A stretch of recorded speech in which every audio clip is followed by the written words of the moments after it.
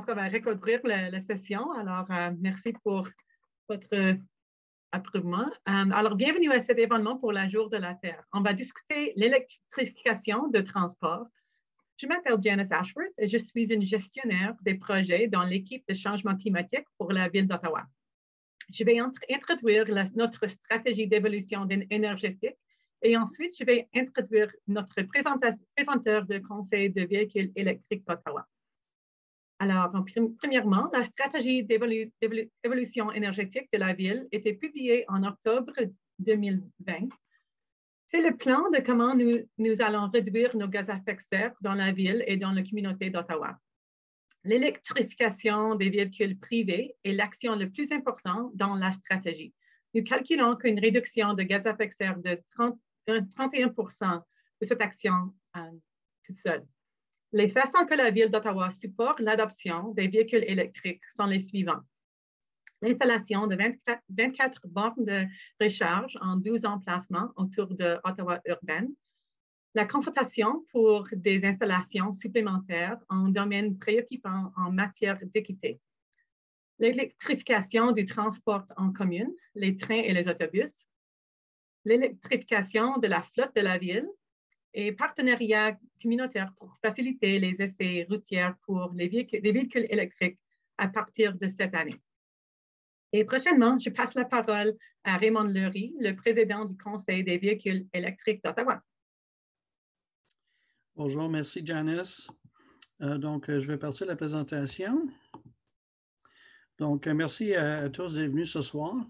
Ce soir, si vous avez des questions, n'hésitez pas à poser des questions. On va passer à travers d'une présentation formelle, ça me ferait un plaisir de répondre à toutes les questions que vous pouvez avoir. Donc, le titre aujourd'hui, c'est tout ce que vous devez savoir sur les véhicules électriques. C'est peut-être un peu une exagération, mais on va essayer de parler des volets les plus importants là, pour ce qui est des véhicules électriques. Moi, je suis président du Conseil des véhicules électriques d'Ottawa. Et puis nous, donc l'agenda pour aujourd'hui, excusez-moi, j'essaie d'avancer mon écran. Bon. L'agenda pour aujourd'hui, je vais parler brièvement d'EFCO, d'où nous venons et ce que nous sommes.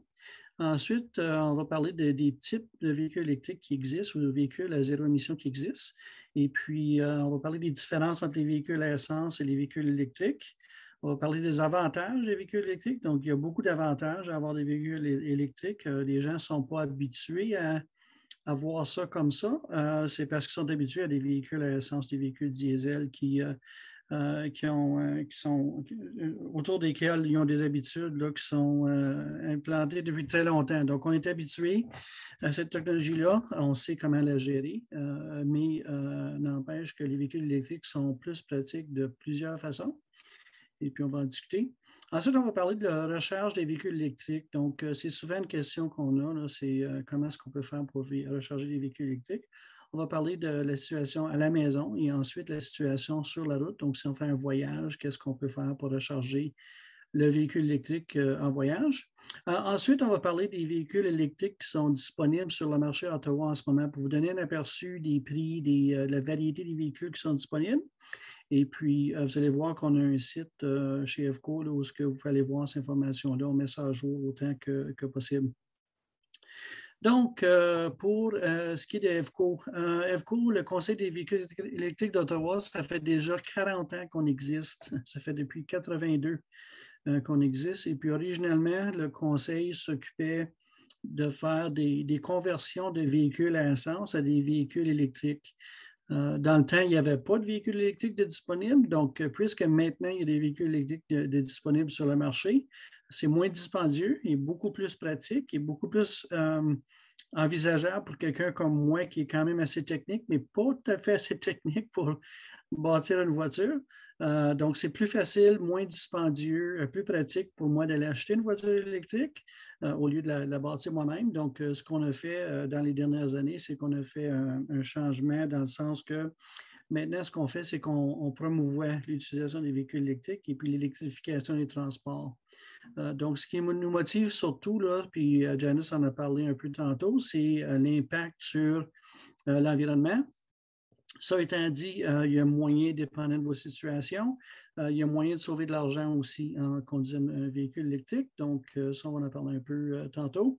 Donc, nous, on veut accélérer l'électrification du réseau des transports. Et puis, dans ce contexte-là, c'est nous qui avons amené la campagne qui a fini par amener au CETRANSPO à acheter des véhicules, des autobus électriques. Donc, ils ont 4 véhicules électriques dans leur flotte en ce moment.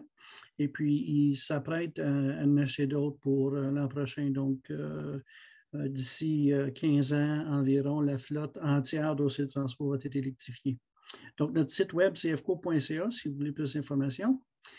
Maintenant, on va passer au type de véhicule à zéro émission. Donc, on va parler ici sur cette page-là de véhicules que je veux couvrir seulement pour en dire quelques mots, là, et puis pour dire qu'on n'en parlera plus après cette, cette page-ci. Donc, il y a des véhicules à pile à hydrogène. Donc, des véhicules à hydrogène, il y a beaucoup de gens qui pensent qu'il va y avoir un avenir pour ce qui est des véhicules légers. Là. Donc, on parle ici de la Toyota Mirai et puis il y a quelques autres modèles qui sont sur le marché en ce moment.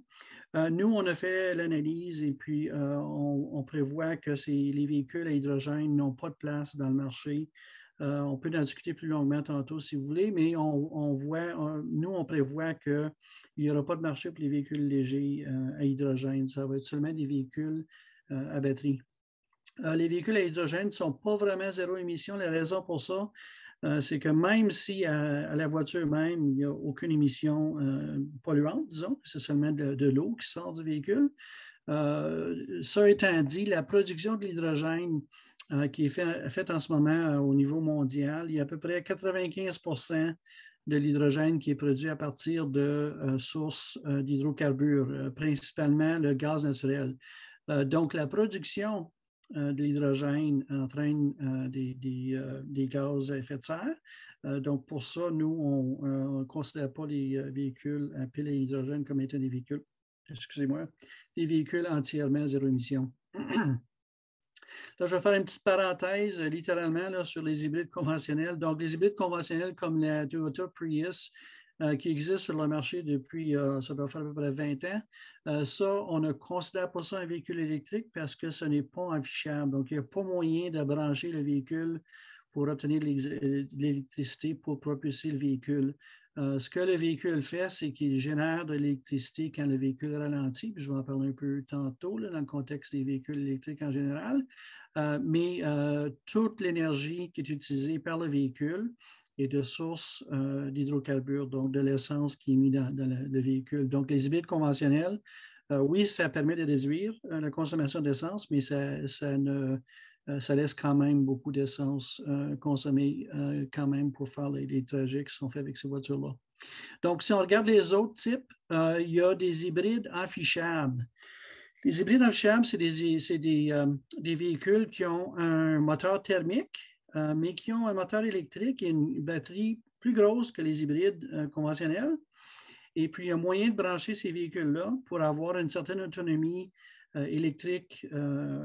Donc, une fois que l'autonomie électrique ou la batterie est épuisée, ce que le véhicule fait, c'est qu'il change automatiquement à la source thermique d'énergie. Donc, il utilise l'essence ou du diesel pour le restant de son parcours. Donc, des exemples de ces véhicules-là, c'est la Pacifica de Chrysler et puis la Toyota Prius Prime. Donc, les véhicules Prime de Toyota sont des véhicules hybrides affichables. Toute la série Prime peuvent être branchés et font de 30 à 50 km à peu près d'autonomie électrique exclusivement. Et puis ensuite, ils changent à l'essence. OK, donc, la dernière catégorie, qui est la catégorie qu'on va concentrer dessus pour le restant de la présentation, c'est les véhicules qui sont électriques à batterie. Donc, on parle ici de véhicules qui sont entièrement électriques. Des exemples de ça qui existent, la Nissan Leaf, c'est un des premiers véhicules, sinon le premier qui était commercialement disponible en Amérique du Nord. Il y a la Bolt de Chevrolet, il y a tous les modèles de Tesla, et puis il y en a beaucoup d'autres. Puis encore là, je vais vous montrer une liste vers la fin de la présentation de véhicules qui sont disponibles ici au Canada en ce moment. OK? Donc, pour ce qui est des différences entre les véhicules électriques et puis les véhicules à essence, il y a quelques différences. Donc, en termes de conduite, la conduite est sensiblement pareille, mais il y a une petite différence. Ici, je dis que sont plus rapides, les véhicules électriques. La raison que je dis ça, c'est qu'un véhicule thermique, pour avoir sa puissance maximale, doit rouler à une certaine vitesse. Donc, la vitesse auquel le moteur roule quand on est arrêté à un feu de circulation, ce n'est pas la vitesse où on obtient le maximum de puissance du moteur thermique. Donc, ça prend quelques secondes avant que le moteur puisse fournir beaucoup de puissance. Donc, comparativement aux véhicules électriques, les véhicules électriques ont la puissance maximale à zéro. Donc, ça veut dire ça que les véhicules électriques accélèrent très rapidement. Et puis, généralement, ils sont très rapides. Donc, il n'y a pas de question là, d'avoir des difficultés à dépasser les gens sur l'autoroute ou quoi que ce soit. Là, ces véhicules-là sont très rapides. L'autre différence à la conduite, et puis j'en ai parlé un tout petit peu tantôt quand je parlais des véhicules hybrides conventionnels, c'est qu'il y a quelque chose qu'on appelle le freinage régénératif. Ce que ça fait, ça, c'est que si vous enlevez votre pied sur l'accélérateur, le moteur va être utilisé essentiellement en sens inverse. Au lieu de consommer de l'électricité, il va générer de l'électricité. Ça, ce que ça fait, c'est que ça permet de prendre l'énergie cinétique du véhicule et puis au lieu d'user les freins, ça permet de prendre cette énergie-là puis la retransformer en électricité et puis la remettre dans la batterie. Donc, ça permet d'augmenter l'autonomie d'un véhicule électrique. Donc, vous pouvez imaginer que si vous avez un véhicule électrique dans un scénario où vous devez arrêter et repartir souvent, ça devient très avantageux en termes de consommation d'énergie parce qu'on récupère une bonne partie de la consommation d'énergie qu'on a quand on accélère, on la récupère en ralentissant. Ça permet de faire ce qu'on appelle une conduite à une pédale. Donc, dans mon cas, moi, avec le véhicule que vous voyez en arrière de moi, là, c'est un véhicule où, quand j'enlève mon pied sur l'accélérateur, le véhicule va ralentir suffisamment pour s'arrêter complètement sans que j'ai besoin de peser sur le frein. Je vais quand même utiliser le frein des fois si j'ai besoin d'arrêter plus rapidement, mais généralement, je n'utilise pas le frein, j'utilise seulement la pédale de l'accélérateur pour déterminer la vitesse à laquelle la voiture roule. OK? Donc, c'est ça vraiment, en termes de conduite, c'est les différences majeures. À part de ça, une voiture, c'est une voiture. Là. On pèse sur l'accélérateur, on pèse sur le frein, on tourne le volant. C'est pas mal la même chose que les autres voitures. En termes d'entretien, ça, il y a une différence assez prononcée. Un véhicule thermique, donc un moteur thermique a de 2 à 3 000 pièces, des pièces qui bougent là, dans le moteur, tandis qu'un moteur électrique a de 20 à 30 pièces qui bougent. Donc, il y a beaucoup moins de pièces qui peuvent briser dans un moteur électrique par rapport à un moteur thermique. Donc, on a besoin de beaucoup moins d'entretien. Il n'y a pas de vidangeage d'huile, il n'y a pas de mise au point à faire ou quoi que ce soit. Les freins durent de 4 à 5 fois plus longtemps. Donc, j'ai parlé tantôt là, du freinage régénératif. Ce que ça fait, ça, c'est que, comme je disais, l'énergie, au lieu d'aller user les freins quand on ralentit, l'énergie sert à régénérer l'électricité qui est stockée dans la batterie. Donc, les freins s'usent beaucoup moins. Puis comme exemple, moi, une de mes voitures, pas celle qui est ici, mais j'ai une autre voiture électrique d'une 2013. Celle-là, j'ai changé les freins pour la première fois l'an dernier à 275 000 km. Okay, donc, je ne sais pas si pour ceux qui sont aussi vieux que moi ou plus vieux que moi, là, mon père me disait qu'une voiture qui avait 160 000 km, c'est une voiture qui avait été très bonne. Donc, moi, avec 100 000 km de plus que ça, j'ai changé les freins pour la première fois. Okay? Donc, les véhicules électriques, tous les véhicules électriques ont besoin beaucoup moins d'entretien des freins. Okay?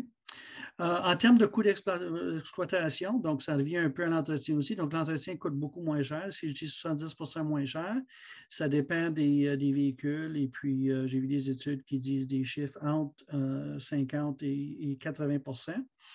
Mais 70 %, c'est probablement la norme.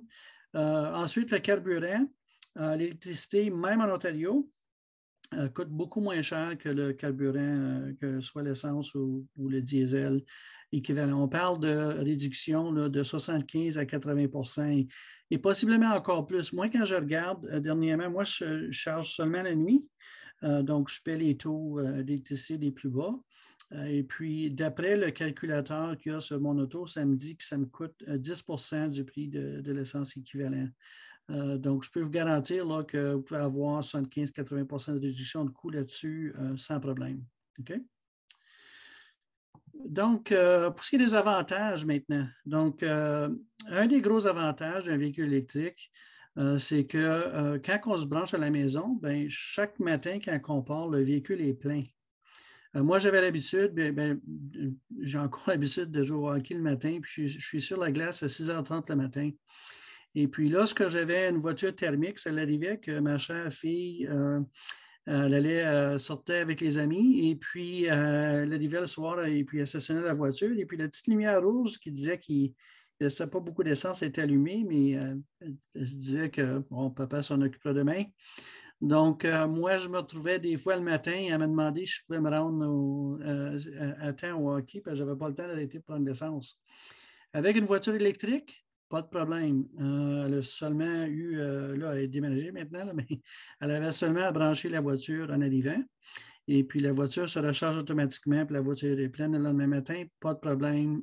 Je n'ai jamais eu de problème à me rendre au hockey avec la voiture électrique. Donc, aussi, l'autre avantage, c'est que on n'a pas besoin de pomper de l'essence à des températures folles. Là, donc, je me souviens souvent d'avoir le matin, quand il vente, il pleut, il neige, il fait froid, d'avoir eu à pomper de l'essence dans des intempéries. Et puis, avec une voiture électrique, on ne fait pas ça. Même si on se branche durant un long voyage dehors, là, donc si on a besoin de charger durant un long voyage, puis je vais parler de long voyage un peu plus tantôt, on n'a pas besoin de rester à côté de l'auto. Donc, on peut aller au restaurant ou à la toilette ou rester dans l'auto au chaud pendant que la voiture se charge. On n'a pas besoin de rester à côté pendant que le carburant est pompé essentiellement dans l'auto.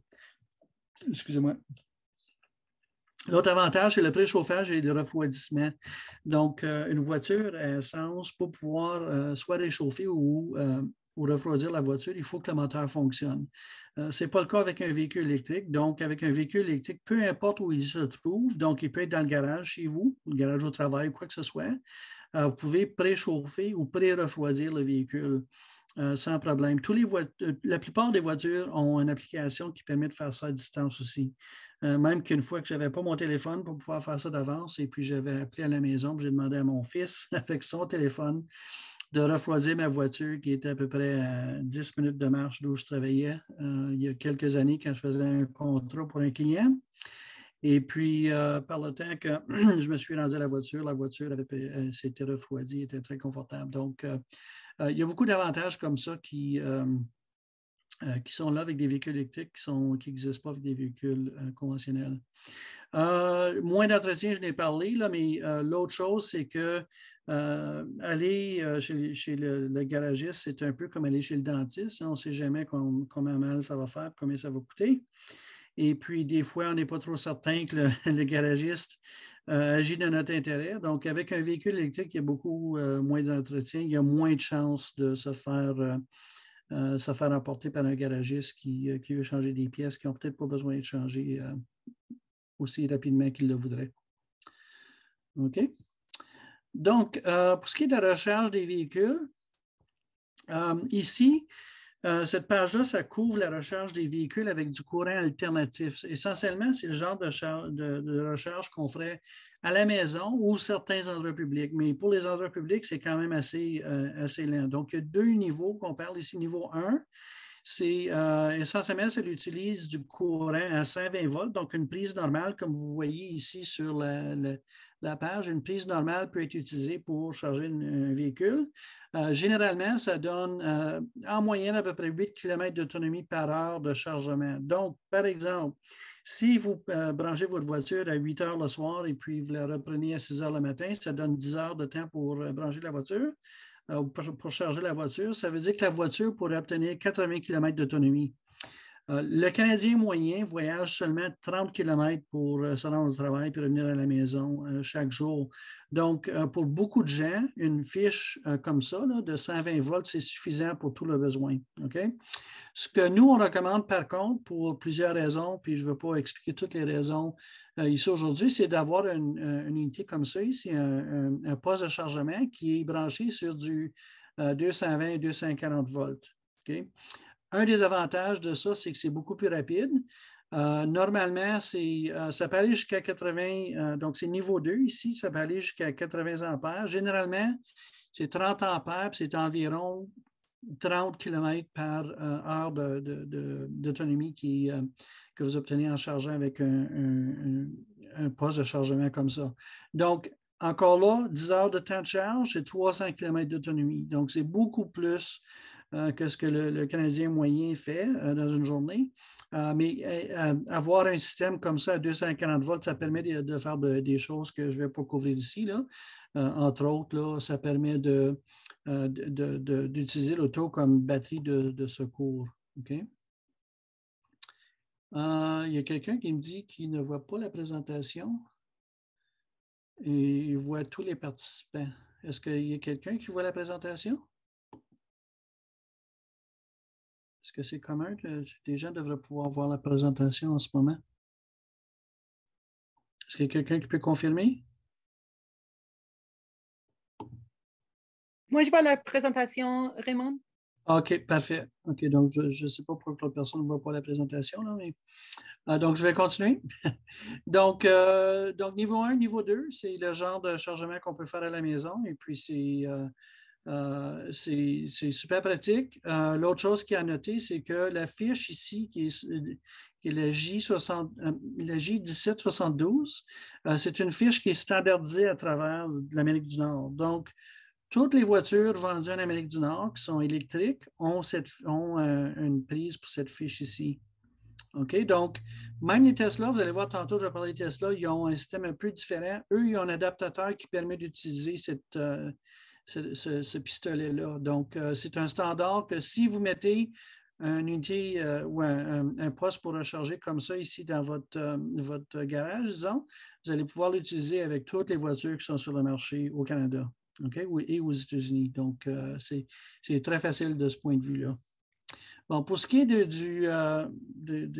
la prochaine page, on va parler de charger à haute vitesse. Donc, ça, c'est du courant continu, ce n'est pas du courant alternatif. Les bornes en question, on les appelle des BRCC, des bornes de recharge à courant continu. Et puis, les BRCC, ce qu'ils font, c'est qu'ils permettent de recharger un véhicule beaucoup plus rapidement. On parle là, de 20 à 40 minutes pour recharger entre 10 à 80 d'un véhicule. Donc, c'est très rapide. C'est très pratique quand on fait un long voyage d'utiliser une BRCC parce qu'on peut aller prendre un café, aller à la toilette ou peut-être manger un repas pendant que la voiture se charge sans problème. Donc, pour ça, il y a quelques standards qui existent. Je vais les couvrir, là, mais ça a l'air plus compliqué que ça l'est en réalité, mais pour l'instant, il y a 3 standards différents qui existent. Mais je vais expliquer pourquoi c'est un peu plus simple que ce que ça a de l'air. A priori. Donc, ici, le standard CHAdeMO est utilisé par les Japonais, surtout, et puis est en voie de disparition au Canada. Il y a seulement quelques véhicules qui utilisent CHAdeMO en ce moment au Canada. Et puis, le standard qui semble être le standard qui s'en vient, qui va devenir en vigueur, c'est ce standard ici, c'est le CCS Combo. Et puis, la très grande majorité des véhicules qui sont vendus en Amérique du Nord supportent ce standard ici pour faire les charges en courant continu. OK? Et puis, ce qu'on s'attend de voir, c'est que le marché va tendre vers se standardiser vers le CCS Combo. L'autre chose, c'est que si vous avez une borne de recharge, comme on voit ici dans la photo, là, ces bornes de recharge-là vont avoir un pistolet de chaque. Donc, si vous avez un véhicule qui supporte seulement CHAdeMO, vous allez pouvoir vous servir du même poste de recharge que si vous avez un véhicule qui a CCS Combo. OK? Pour les Tesla, c'est un peu différent, mais ça, on va y venir. OK? Donc, c'est le standard nord-américain et puis on s'attend à ce que tout le monde, incluant Tesla dans l'avenir, vont se conformer à ce standard-là. OK? Bon, Tesla a fait cavalier seul il y a plusieurs années pour plusieurs raisons. Il était des pionniers, les standards n'étaient pas vraiment établis. Il y avait des disputes pour les standards. Donc, ils ont décidé de faire leur propre standard qui ressemble à ça ici. Donc, la fiche ressemble à ça. Et puis, cette fiche-là est utilisée pour toutes les puissances de chargement que Tesla supporte jusqu'à 250 kW. Donc, 250 kW, là, c'est à peu près 100 fois plus puissant qu'une prise 120 volts. Okay? Donc, c'est beaucoup, beaucoup plus de courant. Mais cette prise-là supporte ça. Là, je vous ai dit tantôt que les Tesla peuvent se charger avec la J1772. C'est parce que Tesla donne un adaptateur avec les voitures. Ils fournissent un adaptateur pour le J1772. Vous mettez l'adaptateur au bout de ça ici. Vous branchez ça dans le chargeur. Et puis, excusez, c'est le contraire. Vous mettez l'adaptateur dans le J1772 et puis vous branchez ça dans la voiture, puis ça va vous permettre de charger avec niveau 2. Okay? Tesla aussi ont leur propre réseau de superchargeurs. Et puis, c'est généralement des chargeurs qui sont très rapides, puis ils sont très répandus. Donc, un des avantages en ce moment pour les propriétaires de Tesla, c'est qu'ils ont un réseau dédié à eux, qui est dédié pour l'instant. On s'attend à ce qu'il soit ouvert aux autres marques bientôt, d'ici quelques années, mais pour l'instant, c'est dédié à Tesla. Bon, qu'est-ce que ça veut dire, ça, si on fait un voyage? Donc, ici c'est un site qui s'appelle PlugShare. Et puis, PlugShare, il y a une application pour téléphone aussi. Et puis, il y a un autre site qui s'appelle A Better Route Planner. Puis, je vais donner un lien à ça à la fin de la présentation. Là. Mais ces sites-là permettent de faire un trajet ou de prévoir un trajet en véhicule électrique. Ce que ça fait, c'est que ça vous permet d'utiliser l'application pour décider pour vous où vous devriez arrêter pour charger, puis pour combien longtemps vous allez avoir besoin de charger, tout ça. Okay? Si vous regardez ici, tous les points que vous voyez sur l'écran, ça vous donne une idée de la quantité énorme de chargeurs qui existent déjà. Ceux-là, ici, c'est des chargeurs qui ne sont pas des chargeurs Tesla. Il y en a, vous voyez tous les points qui sont orange en brun, là. C'est des chargeurs à haute vitesse, donc des BRCC. Ceux-là vont vous permettre de charger votre voiture de 10 à 80 d'environ 20 à 40 minutes. Ceux en vert, c'est des niveaux 2, donc ceux-là prennent plus de temps, mais généralement, ils sont positionnés à des places comme des hôtels où, vu qu'on passe la nuit à l'hôtel, on peut charger la voiture et puis la voiture peut être chargée au complet pour le lendemain matin. Donc, il y a beaucoup de bornes qui existent là, pour les voitures qui ne sont pas les Tesla. Pour ce qui est des Tesla, une autre image qui est englobe un peu plus de terrain, là. Mais tout ça pour illustrer que c'est une image un peu vieille aussi. Tous les points qui sont rouges sont des chargeurs qui existent, des superchargeurs qui existent en ce moment. Chacun de ces endroits-là va avoir généralement de 6 à 20 ou des fois 24 prises et puis stationnement pour voiture pour recharger. Donc, il y a beaucoup de capacité pour beaucoup de voitures et puis vous pouvez voir là qu'il y en a des quantités phénoménales. Les points qui sont en gris sont ceux qui sont prévus et pas construits encore. Ceux qui sont en noir, c'est des niveaux 2 qui sont spécifiques à Tesla, que vous pouvez emprunter aussi. Donc, généralement, encore là, vu que c'est des niveaux 2, c'est des chargeurs qui sont des hôtels ou des endroits où vous auriez tendance à arrêter pour plusieurs heures pour pouvoir avoir une charge raisonnable à ces chargeurs-là. OK? Bon, donc ici, je vais parler des véhicules qui sont disponibles en ce moment au Canada en termes de véhicules électriques. Et puis, on a un site, nous, fco.ca. Il y a puis je vais vous montrer le site. Là. Je vais aller au site comme tel. Cliquez là-dessus. Et puis, je vais amener ça sur le bon écran parce que ça va ouvrir sur mon autre écran. Oups. C'est mon écran. Bon. OK. Donc, c'est notre site. C'est les véhicules électriques d'Ottawa. Si vous cliquez sur l'onglet Buyer's Guide, je m'excuse, là, c'est tout en anglais. On n'a pas de version en français pour l'instant. Mais si vous cliquez sur Buyer's Guide, ça va vous amener ici. Et puis ça, c'est une liste interactive qui est interactive plus ou moins, là, qui vous permet de faire une recherche dans les véhicules qui sont disponibles. Le véhicule moyen canadien coûte 42 000 $. Et puis, avec les taxes et frais de destination, tout ça, c'est environ 47 500 $. Et puis, vous pouvez voir les prix des véhicules électriques qui sont disponibles. Là. Ceux qui sont en vert ici, c'est parce qu'ils sont éligibles pour le rabais de 5 000 $ du gouvernement fédéral. Donc, le prix que vous voyez ici, c'est un prix qui inclut les taxes, les frais de destination, le rabais du gouvernement fédéral. Et puis, vous pouvez voir, si je descends la liste un peu, qu'il y en a beaucoup de véhicules. Il y en a que c'est des modèles différents du même véhicule, là, mais il y en a beaucoup qui sont éligibles pour le 5 000 $ de rabais. Okay? Puis, il y a beaucoup de véhicules qui existent aussi. Il y en a des très dispendieux. Donc, il y a des Porsche, il y a des Porsche Taycan qui est 250 000 $ après taxe, très dispendieux. Mais il y a beaucoup de véhicules qui sont à des prix plus raisonnables. Donc, quand on regarde, par exemple, la Bolt, qui est vraiment le véhicule le moins dispendieux qui est disponible en ce moment, là, l'Equinox s'en vient bientôt, devrait être ici à l'automne 2023, comme c'est dit ici. Là. Mais essentiellement, pour 42 500, vous pouvez avoir un véhicule électrique qui va vous sauver beaucoup de dépenses d'entretien et beaucoup de dépenses d'électricité. Donc, si vous faites le calcul, le coût total d'un véhicule électrique, si vous conduisez environ 15 000 km ou plus par année, ça va probablement vous coûter moins cher d'acheter une Bolt qu'un véhicule équivalent dans la même gamme de véhicules.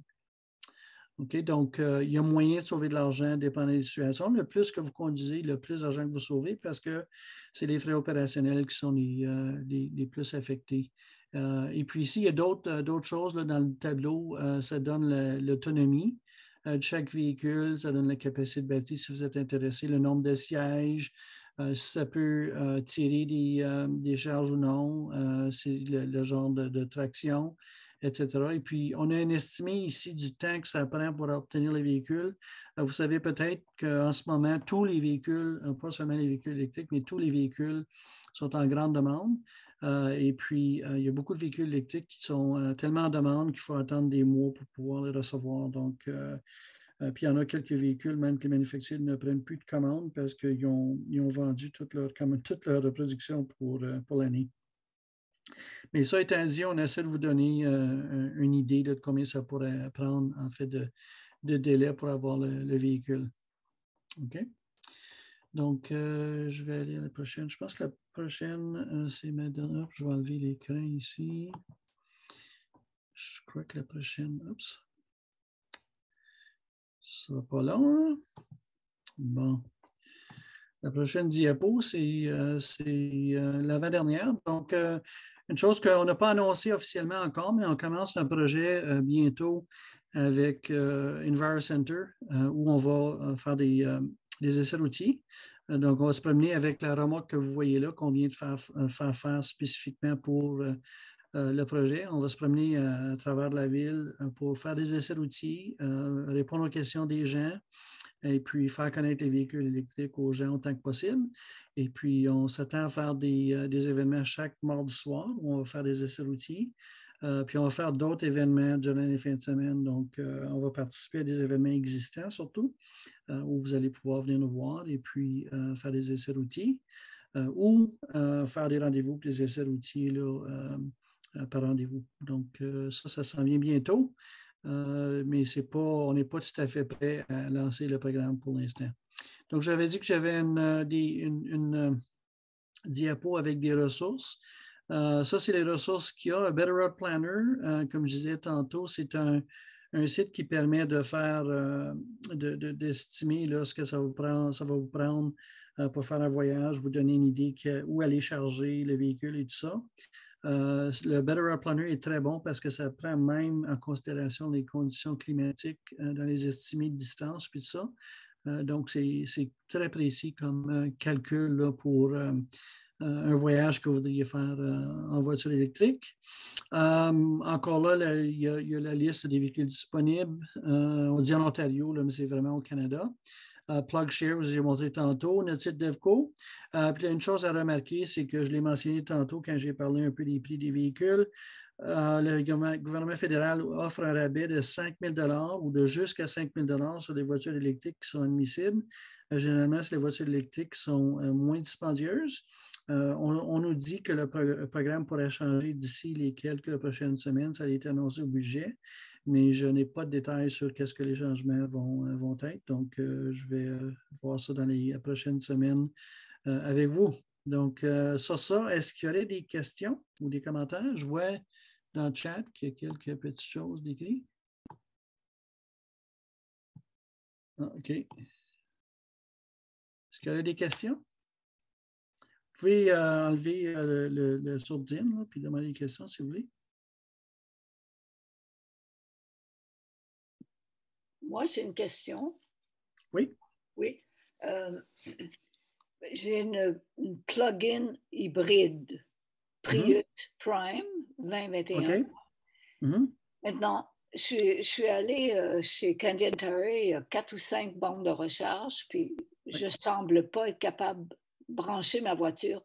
Alors, ça fait 1 an que je l'ai et je ne réussis pas à la brancher ailleurs que chez Farmboy. Il me donne juste la moitié, parce qu'au maximum 1 heure, et je fais à peine 33 km avec ça, ça n'a pas d'allure. Où est-ce que je peux aller pour brancher ma voiture? Je ne roule jamais électrique parce que je ne sais pas où sont les chargeurs. Vous demeurez dans un condo ou vous demeurez dans une maison, un condo? Dans un condo. OK, donc la solution pour vous, ça serait de parler à votre conseil de condo et puis de faire mettre une prise dans votre garage. Ils sont en train de discuter de ça. Oui, il y a un comité, en effet, qui sont en train d'étudier. Ça serait la meilleure solution. Ça serait la meilleure solution, oui. Et puis pour une Prius Prime, une prise normale sera en masse parce que la batterie est relativement petite, donc ça prend pas beaucoup d'électricité pour charger le véhicule. La raison pour laquelle vous ne pouvez pas charger là, au Canadian Tire. Au Canadian Tire, c'est parce que c'est des BRCC et puis les Prime ne supportent pas les BRCC, ils supportent seulement les niveaux 2. Donc, j'ai un adapteur, j'ai une espèce de poche là, dans le coffre où il semble avoir un adapteur. Est-ce que c'est possible? Êtes-vous au courant? Oui, mais l'adapteur, c'est probablement pour l'autre bout du cordon. Donc, ça vous permet possiblement de brancher votre voiture dans une prise 240 volts à la maison. Donc, moi, ce que je fais là, j'ai 2 chargeurs dans le garage, puis il y en a un des chargeurs qui est dans une prise de comment on dit ça, un poêle, là, d'une cuisinière. Et puis, je me sers de ça pour un des chargeurs. Puis au chalet, j'ai une prise de cuisinière à l'extérieur du chalet, donc c'est du 240 volts, et puis je peux charger avec ça. Donc, probablement que l'adaptateur que vous avez là vous permettrait de faire quelque chose de semblable. Mais pour le moment, dans la ville, il n'y a vraiment aucun endroit où je peux charger ma voiture. Bien, il y en a, oui, il y en a, mais c'est seulement les niveaux 2 qui vont pouvoir charger votre voiture. Moi, je n'ai pas un niveau 2, moi. J'ai un niveau quoi? C'est niveau 2, oui. Vous pouvez charger soit niveau 1 ou niveau 2, mais pas, il y en a qui appellent ça niveau 3, là, où le vrai terme, c'est les BRCC, comme au Canadian Tire. Oui. Ça, les Prime ne supportent pas, ils n'ont pas la prise nécessaire pour faire ça. Ah. OK? Donc, il y a des raisons techniques pour ça. Là. Essentiellement, dans le fond, c'est que ça prendrait peut-être 2 minutes pour charger la voiture au complet avec une BRCC. Donc, ce n'est pas vraiment, c'est pas un scénario qui serait très commun. Là. La plupart des gens qui ont une hybride affichable vont charger à la maison. Alors, c'est vraiment dommage parce que j'ai une hybride électrique et je ne peux jamais la conduire électrique. Oui, c'est une des raisons pour lesquelles nous, on préconise les voitures entièrement électriques, mais ça ne règle pas votre problème d'avoir à la charger, par contre. Mais il y a beaucoup de gens qui sont dans une situation comme la vôtre où ce qu'ils font, c'est qu'ils ils peuvent pas charger à la maison, donc ils ne se donnent pas la peine. Et puis, ils roulent seulement avec l'essence. Donc, c'est très, très commun en Europe, ça, que les voitures affichables électriques font partie de ce qu'on appelle les compliance cars. Là. Ils ont été faits pour des raisons réglementaires en Europe qui font que ces voitures-là ont des privilèges, même s'ils ne roulent pas électriques, parce qu'ils ont la possibilité de rouler électrique, ils ont des privilèges d'éviter certains frais, tout ça. Là. Donc, sans aller trop dans les détails, là, nous, on voit ces véhicules-là comme étant des véhicules de transition. On s'attend à ce que tous les véhicules soient électriques éventuellement. Ah bon. Si vous avez, si vous avez des difficultés avec votre conseil du condo, je pourrais peut-être aller leur parler et leur parler des solutions qui sont possibles, là, parce que je sais qu'il y a certains conseils de condo qui ont qui ont eu des estimés de certains joueurs dans l'industrie qui sont un peu, comment je pourrais dire, exagérés. Je pourrais... J'imagine que c'est mon condo qui a fait appel à vous, parce que si je suis avec vous ce soir, c'est parce que mon condo m'a invité à participer à ce Zoom. Parce qu'il y a un comité c'est au Riviera. C'est un comité qui se penche sur ça, là. C'est au Riviera, si vous parlez là, à l'île Petrie. Pardon? Riverside Drive. Riverside Drive, OK. Êtes-vous là, non? Non, je ne suis pas. Non, vous n'avez pas été invité? J'ai peut-être parlé à des gens là, mais je serais prêt à aller vous parler si vous voulez que. Alors, parce que vous entendez, j'imagine que la session anglophone, il va en avoir plus qui vont vous écouter, alors ils vont communiquer avec vous, j'espère. Donc ça va être quelqu'un d'autre qui va être là, qui va le donner en anglais, là. Mais moi, je vais mettre dans le chat, là, je vais mettre mon adresse courriel, et puis vous pouvez toujours communiquer avec moi. Et puis, ça me ferait un plaisir d'aller parler à des conseils d'administration de condos. Je l'ai fait à plusieurs reprises. Et puis, moi, j'essaie de travailler avec les condos pour obtenir des solutions qui font du sens, là, qui sont abordables, et puis qui vont vous permettre d'utiliser des voitures comme la vôtre là, à court terme. Donc, comme je disais tantôt, pour vous, ce qui serait suffisant, c'est ça d'avoir une prise normale de 120 volts. Ça ferait l'affaire. Donc, ce n'est pas nécessaire d'aller dépenser des tonnes d'argent pour vous fournir là, une prise pour pouvoir faire ça. Donc, c'est le genre de choses là, que j'explique au conseil de condo pour essayer de leur faire comprendre que c'est envisageable de faire de charger des véhicules électriques sans avoir des coûts exorbitants. Pouvez-vous remettre Raymond.Lery? Ensuite, j'ai perdu le reste. C'est à outlook.com. Outlook.com. OK. OK, merci beaucoup. Ça fait plaisir. Raymond.Lery, outlook.com. Outlook.com, oui. Merci. Merci beaucoup. Oui, donc, je vois que Pierre Jacob a des questions qui dit qu'il y a des propriétaires qui rapportent des problèmes de chauffage en hiver. Puis il y a d'autres questions. Donc, on va parler des problèmes de chauffage en hiver. Donc, il y a eu certains problèmes avec certains véhicules, entre autres, moi, le véhicule qu'on voit en arrière de moi, là, ici, le modèle Y de Tesla a eu des problèmes avec la pompe thermique qui ont causé que certains véhicules avaient des problèmes de chauffage l'hiver. Donc, c'est un problème ils ont déterminé c'est quoi le problème et puis ils vont réparer les voitures pour que le problème ne se produise plus. C'est un défaut de design. Donc, oui, il y a eu des cas où des choses ne fonctionnaient pas dans différents véhicules, là. Mais la plupart des véhicules n'ont pas eu ce problème-là. Puis, les véhicules électriques chauffent quand ils fonctionnent. OK?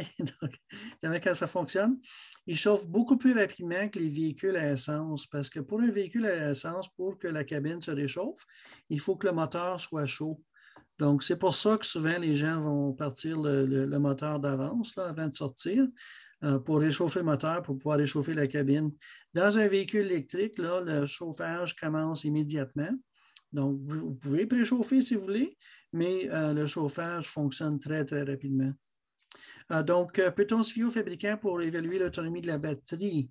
L'autonomie de la batterie, il y a certains fabricants qui sont plus agressifs que d'autres. Donc, ce que je vous dirais, c'est que la plupart des fabricants, à l'exclusion de Tesla, sont relativement conservateurs quand ils parlent de l'autonomie de leur véhicule. La Bolt, par exemple, l'autonomie qui est indiquée par Chevrolet, c'est 417 km, c'est une charge complète. Et puis, je connais des gens qui peuvent faire 500 km facilement dans les conditions optimales. Tandis que pour la Tesla, l'autonomie que Tesla nous promet, c'est l'autonomie qu'on fait dans des conditions assez optimales. Donc, puis là, l'hiver, évidemment, l'autonomie baisse. Ça étant dit, moi, j'ai fait une expérience entre Ottawa et Niagara Falls, et puis il faisait moins 18 l'hiver, et puis j'ai perdu de 10 à 20 d'autonomie durant les différents segments que j'ai faits le long de mon voyage, à moins 18. Okay? Donc, la chose à se souvenir, là, c'est que si vous avez un véhicule avec une autonomie très faible, donc une vieille Leaf, par exemple, avec 120 ou 160 km d'autonomie, l'énergie requise pour chauffer la cabine en proportion c'est une proportion beaucoup plus grosse de la batterie que pour ma voiture à moi. Donc, ce qui fait la grosse différence l'hiver, c'est chauffer la cabine. L'air est plus épais l'hiver, les pneus d'hiver sont plus résistants. Il y a plusieurs facteurs qui font que ça prend plus d'énergie. Mais chauffer la cabine, quand on a une petite batterie, ça fait une plus grosse différence que quand on a une grosse batterie. Donc, le plus gros qui est la batterie, le moins qu'on perd d'autonomie. Et puis aussi, si on fait des voyages plus longs, on perd moins d'autonomie. Ce que je veux dire là, c'est que si vous faites, disons, 5 voyages de 20 km durant la journée, puis la voiture a le temps de se refroidir entre les voyages, ça va prendre beaucoup plus d'électricité que faire ça dans un trajet parce qu'il faut réchauffer la voiture à chaque fois. Okay? Donc, si vous faites un long trajet, vous perdez moins d'autonomie. Et puis, vous faites un court trajet, vous perdez plus d'autonomie, mais vu que c'est des courts trajets, vous n'avez pas besoin autant d'autonomie, si vous comprenez ce que je veux dire. Donc, il y a beaucoup de gens qui s'inquiètent de ça, là, mais c'est moins un problème que ce que les gens s'attendraient. Moi, ça fait 9 ans là, que je conduis électrique et puis ce n'est pas un gros problème. Roger Farley dit « J'ai lu dans la presse que des consommateurs avaient eu des problèmes de corrosion d'une pièce électrique, que le coût des réparations était de 6 000 $. Êtes-vous au courant? Je ne suis pas au courant du cas spécifique. C'est possible qu'il y ait eu certains cas comme ça où il y a eu des problèmes de corrosion. Là, je ne pourrais pas vous dire spécifiquement parce que je ne connais pas le cas en particulier. Est-ce qu'il y a d'autres choses? Les bornes vertes sont compatibles avec les Prius Prime. Donc, OK, c'est Mitchell qui dit ça, oui. Donc, les bornes de niveau 2, donc les bornes vertes sur le site de PlugShare sont toutes compatibles avec les Prime de Toyota. Oui. Si on va sur PlugShare, est-ce que les bornes vertes correspondent au niveau 2? Oui, OK, donc ça répond à la question. C'est Mitchell qui dit ça. Parfait. Est-ce qu'il y a d'autres questions? Je suis prêt à répondre à n'importe quelle question. S'il y en a d'autres. Raymond, juste en addition pour les autres bornes que nous avons installées là, j'ai rempli la chat avec l'information sur le site web pour toute cette information-là. OK. Oui, j'ai une question bête. Comment est-ce qu'on paye à la borne quand on recharge sa batterie? OK, ça dépend de la borne. Donc, si on traite du cas Tesla pour éliminer ça, là, le Tesla, c'est la façon la plus facile. Vous branchez l'auto et puis le système sait que l'auto est la vôtre et puis il y a une transaction mise sur votre carte de crédit, c'est fait tout automatiquement. C'est très, très facile. Il y a d'autres, ça s'en vient pour les autres véhicules. Okay? Ce n'est pas là encore, il y a des standards en place, mais ce n'est pas tout le monde qui supporte les standards. Les autres réseaux, ça dépend du réseau. Si vous allez chez Petro-Canada, ils ont des bornes DBRCC, et puis je crois qu'il y a les niveaux 2 aussi. Là, on peut utiliser une carte de crédit ordinaire, donc on peut utiliser une carte de crédit comme on utilisait au restaurant, là, avec soit le TAP ou la puce là, pour payer. Il y en a d'autres encore que ce qu'il y a, c'est qu'il y a des réseaux, ils ont des cartes de réseau spécifiques, comme le circuit électrique, par exemple, a une carte de circuit électrique qui peut être utilisée avec le circuit électrique puis avec d'autres chaînes aussi à part du circuit électrique. Donc, c'est un peu problématique pour l'instant là, parce que si on veut voyager beaucoup, ça veut dire qu'on a besoin de s'abonner à plusieurs réseaux, disons. Là. Donc, ce n'est pas super pratique, mais ce que je peux vous dire, c'est qu'en Europe, ils ont mandaté que tous les circuits fonctionnent ensemble. Donc, c'est possible avec une carte là-bas de se charger à n'importe quel circuit. Donc, moi, je m'attends à ce que des mesures semblables soient implantées ici en Amérique du Nord bientôt. Merci. OK. Micheline Zant a une question? Oui, bonsoir. Merci beaucoup de votre présentation. J'ai 2 questions. Première question, est-ce que c'est un bon temps d'investir dans une voiture électrique? Oui, est-ce que ça serait mieux d'attendre peut-être 4-5 ans pour qu'il y ait plus de modèles qui sortent puis que ça soit un peu plus populaire? C'est vraiment je dirais, ça dépend de ce qui est le facteur pour vous. Il y a déjà beaucoup de modèles disponibles. J'en ai montré tantôt à l'écran. Donc, il y a des modèles pour quasiment tous les usages qui sont disponibles en ce moment ou sont disponibles bientôt. Si on regarde à la technologie des véhicules électriques ou la technologie des batteries, il n'y a pas de changements qui s'en viennent, là, qui vont vraiment avoir un impact sur la façon d'utiliser la voiture, disons. Donc, ça n'aura pas un impact vraiment direct sur le consommateur. L'impact va être indirect. Ce que ça va faire, par exemple, c'est qu'on va avoir des batteries qui vont coûter moins cher. Donc, on va pouvoir avoir des véhicules qui coûtent moins cher. Okay? Mais les autres changements qui s'en viennent ne sont pas des changements qui affecteraient drastiquement là, la façon que les véhicules opèrent ou les caractéristiques là, en termes de performance ou quoi que ce soit. Moi, ce qui m'inquiète plutôt, c'est au niveau des garagistes, des gens qui sont formés en voiture électrique. Est-ce qu'on va pouvoir avoir un service de qualité et de choix aussi? C'est ce que je ne veux pas me retrouver plus tard, comme dans 5 ans, disons que j'achète une nouvelle voiture électrique, dans 5 ans d'avoir plusieurs problèmes, puis que les gens me disent « Ah, ben je ne m'y connais pas, on ne sait pas comment régler telle chose » ou c'est ce qui m'inquiète. Oui, donc moi, une couple de commentaires là-dessus. Comme premier commentaire, c'est que les véhicules électriques ont besoin de beaucoup moins d'entretien, donc c'est moins un problème. Ça étant dit, les manufacturiers, puis là je parle là, de Volkswagen, GM, Ford, etc., pour pouvoir faire le service ou pour pouvoir vendre des véhicules électriques, ils doivent avoir rencontré certaines normes en termes de capacité de faire le service. Okay? Donc, il faut qu'il y ait envoyé des mécaniciens sur la formation pour les véhicules électriques et puis tout ça. Donc, les garagistes, ils doivent le faire. Ça étant dit aussi, là, les choses qui brisent pour ces véhicules électriques, là, dans mon cas, à moi, là, les choses qui ont brisé le plus, c'est des morceaux de suspension.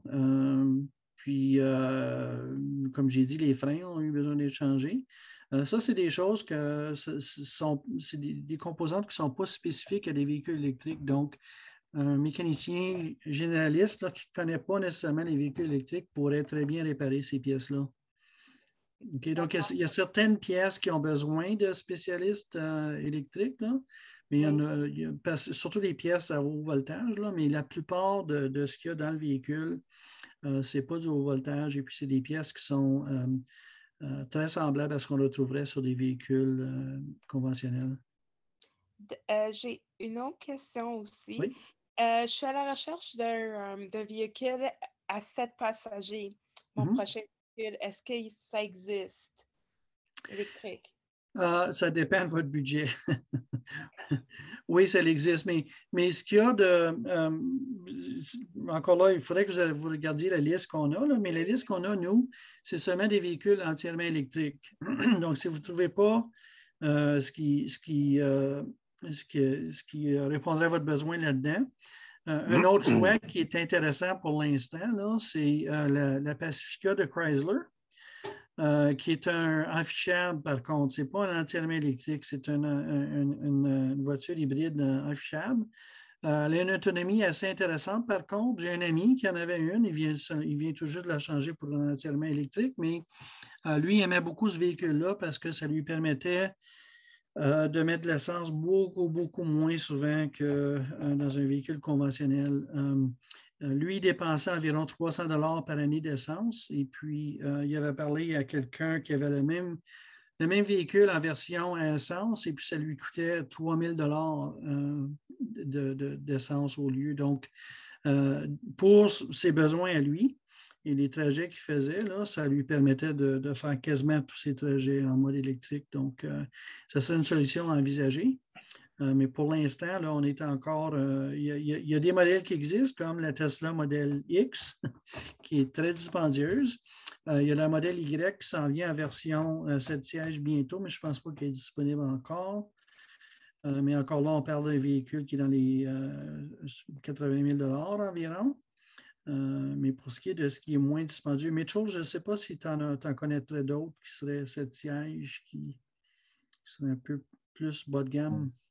C'est pas encore disponible maintenant, mais il y a une manufacturier vietnamienne qui fabrique une voiture 7 passagers aussi, mais ça prend juste autant de 2023, je pense, qu'il va commencer à venir sur le marché. Oui. Donc pour ce qui est en ce moment, là, c'est un peu difficile la disponibilité. En ce qui est des pick-up, il y a des pick-up qui apparaissent sur le marché là, de ce temps-ci, mais ça vient tout juste de commencer, donc il n'y en a pas beaucoup. Les listes d'attente sont très longues. Est-ce qu'il y a d'autres questions? Micheline, est-ce qu'il y a d'autres questions ou est-ce que ta main... Non, ça va, merci. Je cherche le bouton pour enlever ma main. OK. J'aurais une question pour vous, Raymond. Merci pour la présentation. Je suis dans le même bâtiment que Lise, en fait. Donc, je fais même partie du comité qui s'occupe des véhicules électriques.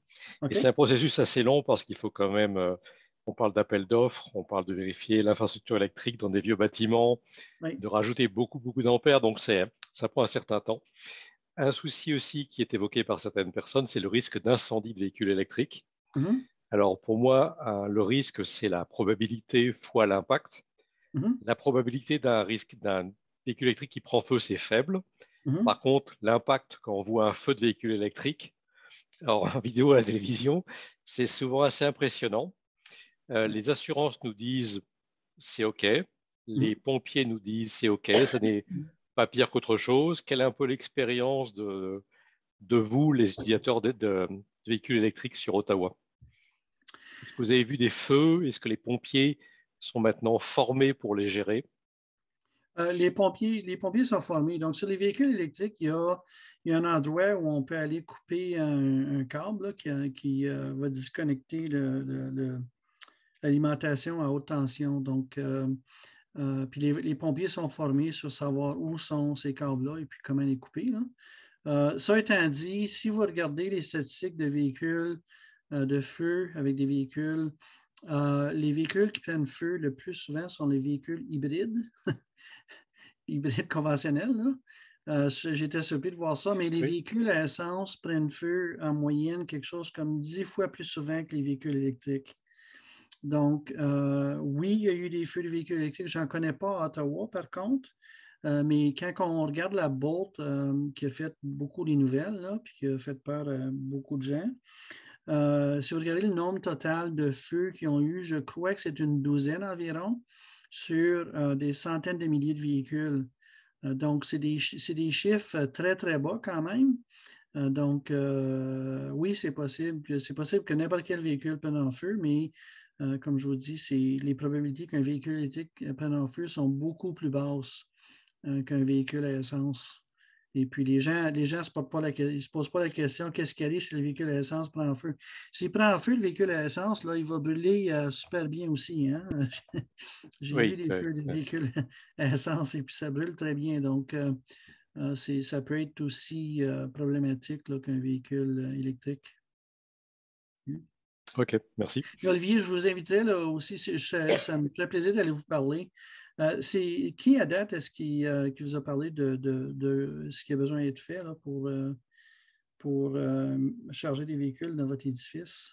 Nous avons un comité qui s'occupe de ça. Nous sommes 5-6 personnes. Okay. Nous travaillons avec le bureau de gestion de l'immeuble. OK.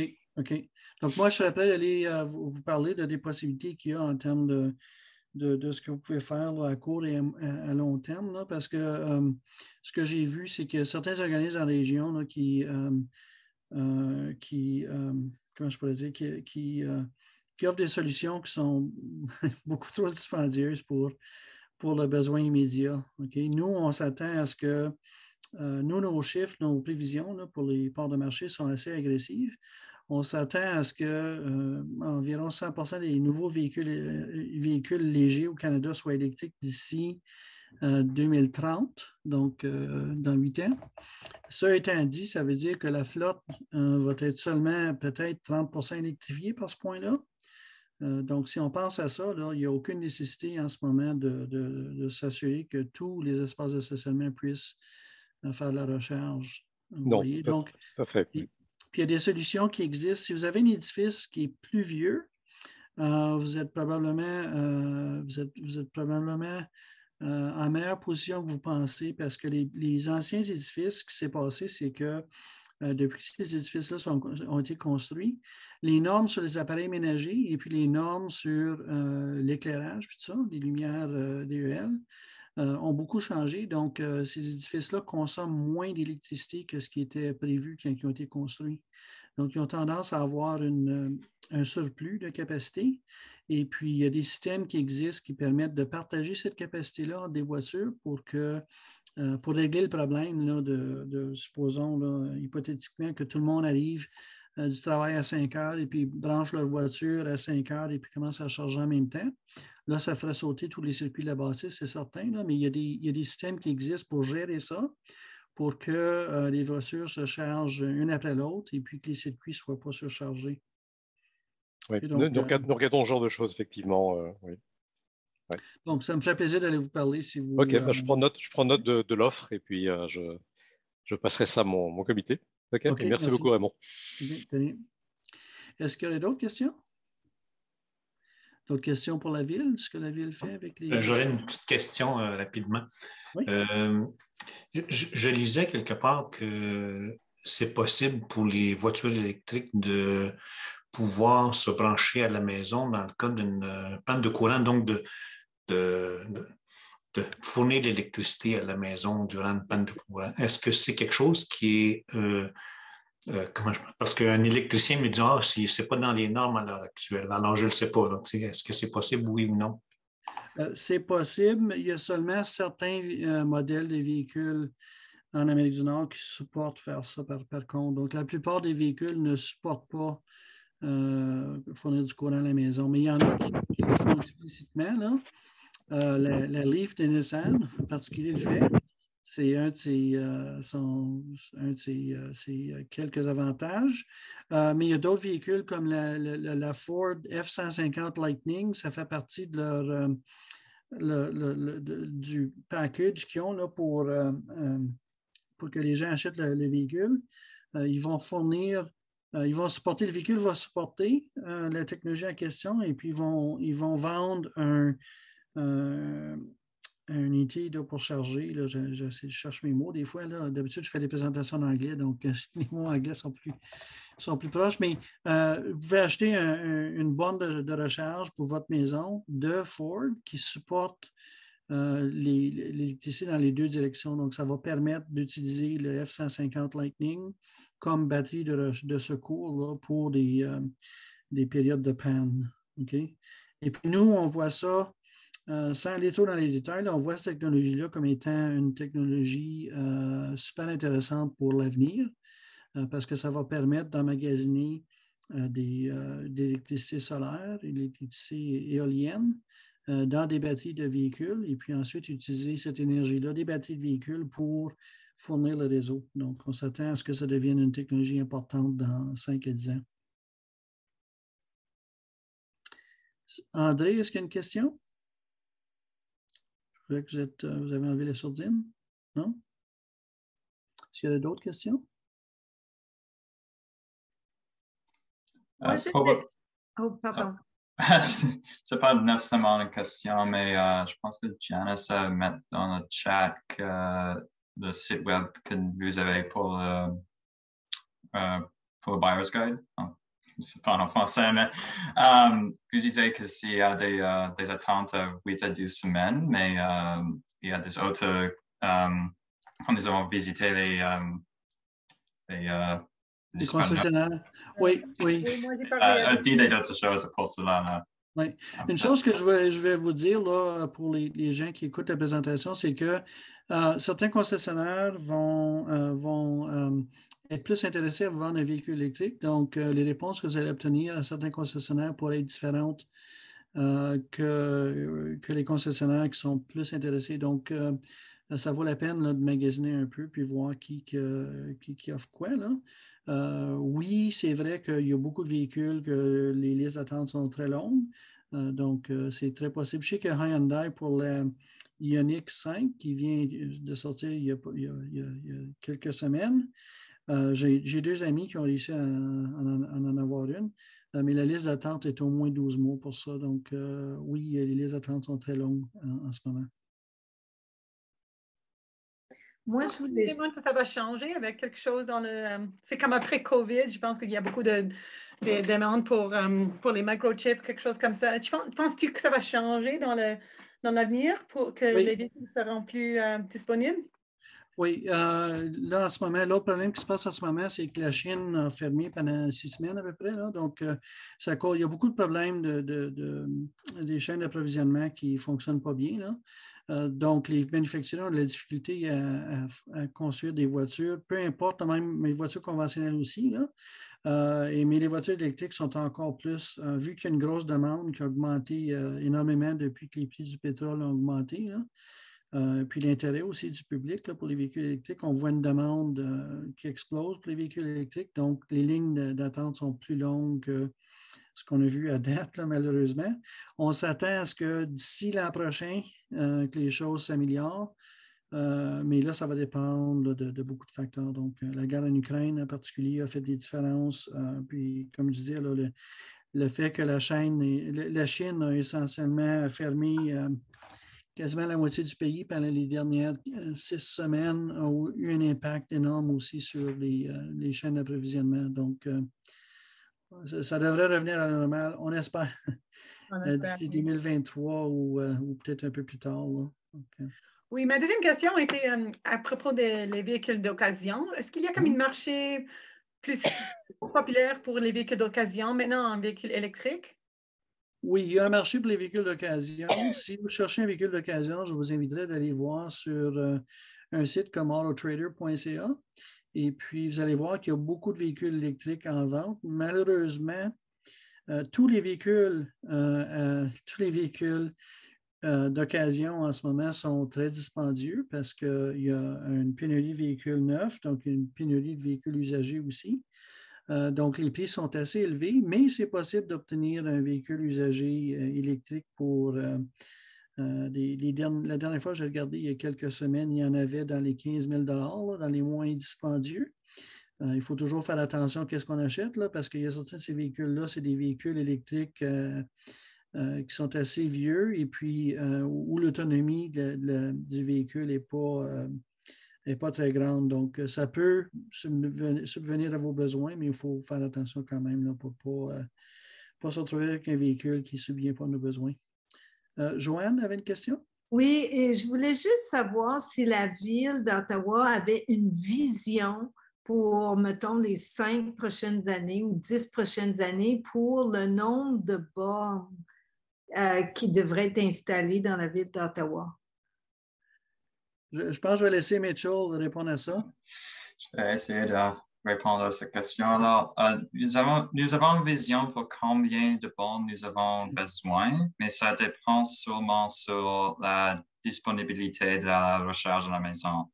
Alors, chaque ville a une différente distribution de différentes espèces de maisons. Alors, les appartements qui sont d'auteur, comparé à ceux qui sont c'est pas single family home. Ces maisons sont plus faciles à installer un borne de recharge à la maison. Alors, c'est la disponibilité des bornes de recharge en public sont moins requis pour cette raison. Mais ça dépend aussi sur les trips que les personnes de la ville font. Alors, si nous continuons de travailler chez la maison, mais pas faire des visites au centre-ville, les demandes des bornes de recharge sont moins disponibles, moins nécessitées. Oui, nous sommes en train de faire quelques analyses de combien les personnes maintenant vont faire pour visiter le centre-ville, aussi que visiter la maison et les communautés où ils vivent. Et c'est difficile de déterminer qu'est-ce que c'est cet numéro magique pour le numéro de borne de recharge.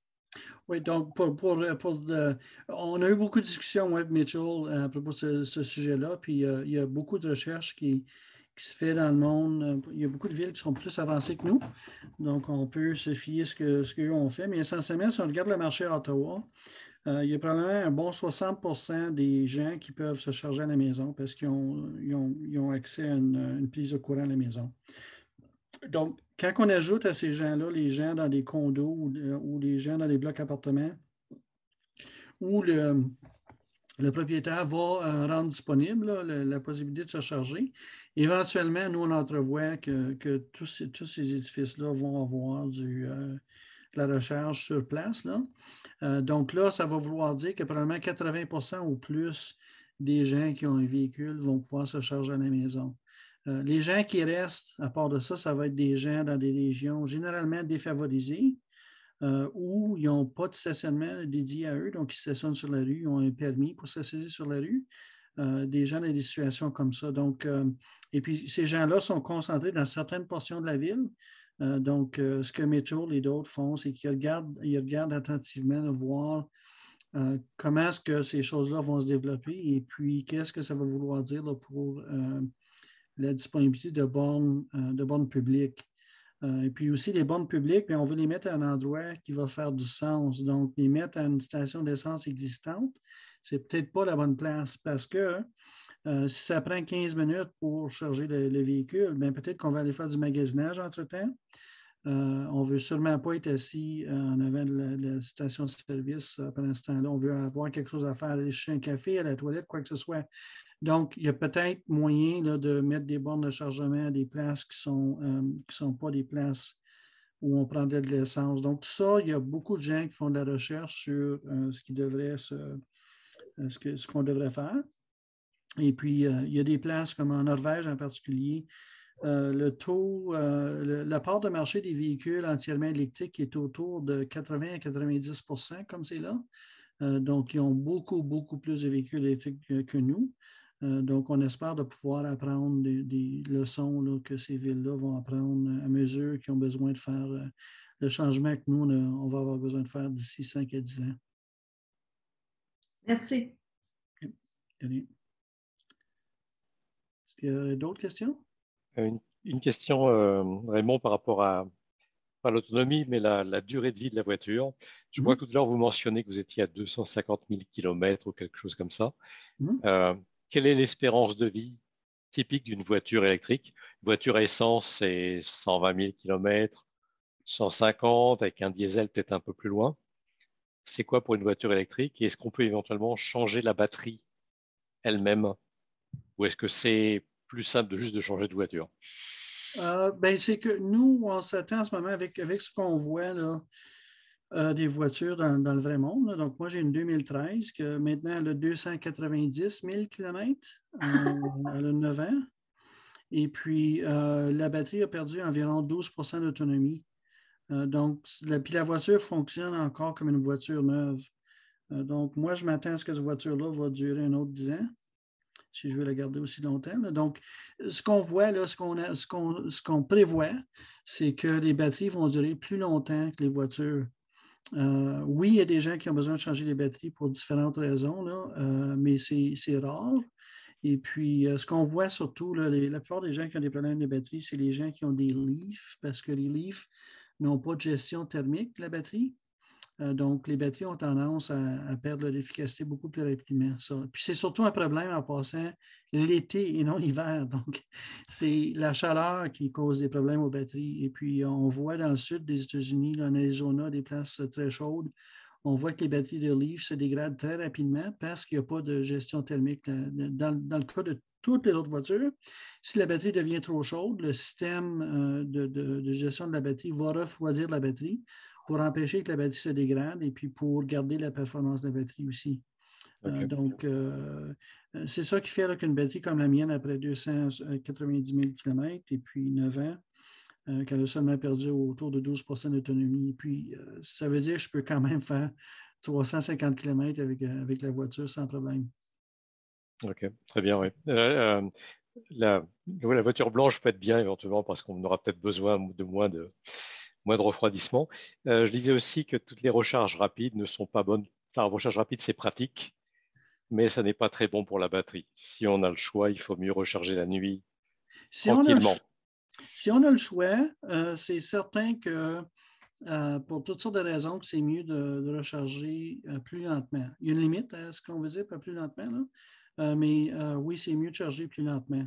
Mais ça étant dit, il y a des organisations commerciales qui ont des taxis, des services de limousine, tout ça, qui utilisent les Tesla en particulier, qui utilisent la recharge rapide continuellement. Et puis, ils ont des véhicules avec des 500 000 km et plus qui n'ont pas de problème de batterie. Donc, oui, il semblerait, et puis les manufacturiers recommandent généralement de ne pas toujours charger rapidement, mais ce n'est pas clair que ça a un effet aussi néfaste que ce qu'on s'attendait, là. Mais c'est certain que moi, personnellement, moi, j'ai un chargeur ici que je pourrais charger à 80 ampères. Donc, à cause de l'ancienne voiture que j'ai, là, à cause des options que j'ai achetées dans le temps, en tout cas, sans aller dans les détails, là, je peux charger à 80 ampères, ce qui est hors de l'ordinaire, mais je charge quand même seulement à 30 ampères parce que je sais que la voiture, puis les pièces, puis le chargeur, toutes ces choses-là vont moins chauffer si je charge à 30 ampères. Puis j'ai le temps la nuit de toute façon, et puis je veux que la voiture prenne du temps à charger parce que l'autre chose que je fais, moi, c'est en plus de charger le soir, ce que je tente de faire, c'est charger avec l'énergie propre. Donc, en Ontario, l'énergie est plus propre la nuit parce que les usines de gaz sont éteintes la nuit. Donc, je veux charger lentement, mais la nuit. Et puis, à 30 ampères, j'ai toujours en masse de temps pour charger la batterie durant la nuit. OK, merci. Autre question?